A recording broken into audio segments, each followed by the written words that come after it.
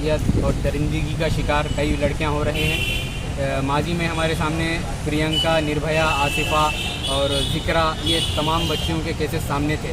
لیکن حال ہی میں پچھلے دنوں 27 اگست کی شام دہلی ڈیفنس پولیس میں کرمچاری اس میں کام انجام دے رہی سبیہ سیفی کے ساتھ درندوں نے درندگی کی اور ظلم و بربریت کی. اس کے ساتھ ٹوٹلی ریپ کیا اور اس کا مرڈر کر دیا گیا. ہم سرکار سے صرف اتنا پوچھنا چاہتے ہیں کہ جب آپ نے بیٹی بچاؤ بیٹی پڑھاؤ کا نعرہ تو دے دیا، لیکن بیٹی بچانے کے لیے آپ کے پاس کون سا قانون ہے اور بیٹی بچانے کے لیے آپ کے پاس کیا کیا طریقہ کار ہے، اور آپ نے کن کن طریقہ کار پہ آج تک بیٹی بچانے کے لیے کام کیا. میں سرکار سے یہی کہنا چاہتا ہوں کہ ایسے درندوں کو سخت سے سخت سزا دی جائے. ان کو یوتھ بریگیڈ ناندیڑ کی جانب سے ہم پھانسی کی سزا کی مانگ کرتے ہیں. سرکار اس پہ جلدی سے جلدی ایکشن لے اور ایسے درندوں کو پھانسی کی سزا دے.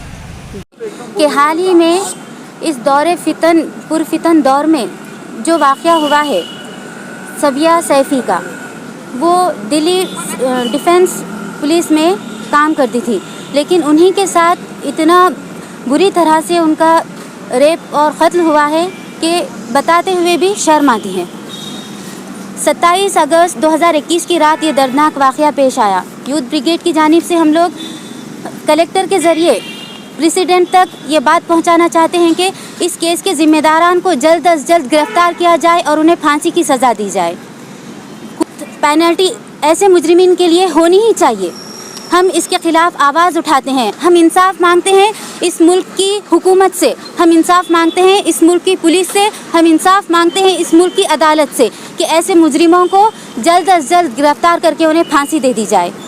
اس کے لیے ہمیں اللہ کی زمین پر اللہ کا قانون نافذ کرنا ہی چاہیے، کیونکہ اللہ کا کلام، اللہ کی باتیں صرف مسلمانوں کے لیے نہیں ہیں بلکہ ہر انسان کے لیے ہیں. اللہ تعالیٰ قرآن میں یا ایھا الناس کہتے ہیں. اس اللہ کی تعلیمات تمام انسانوں کے لیے ہیں، ہندو، مسلم، سکھ، عیسائی.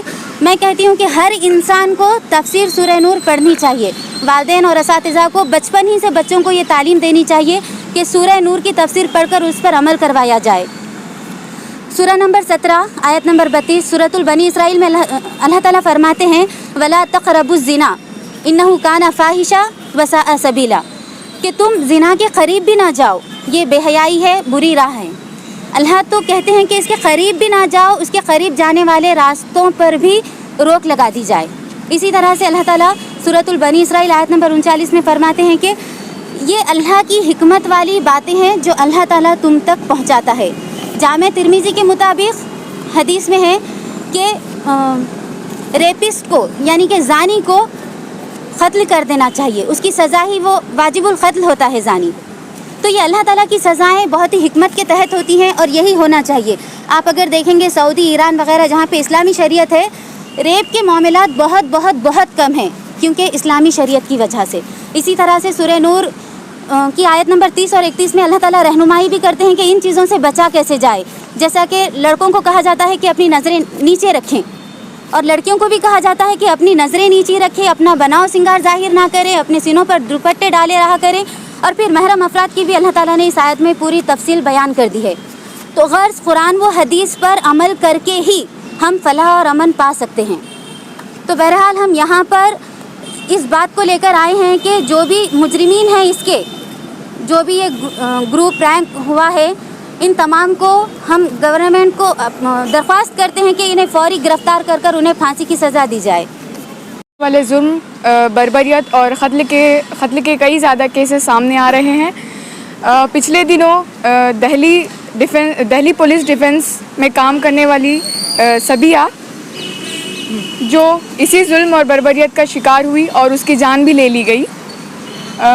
اسی سلسلے میں ہمارے یوتھ بریگیڈ کے ڈائریکٹر فرحان دیشمکھ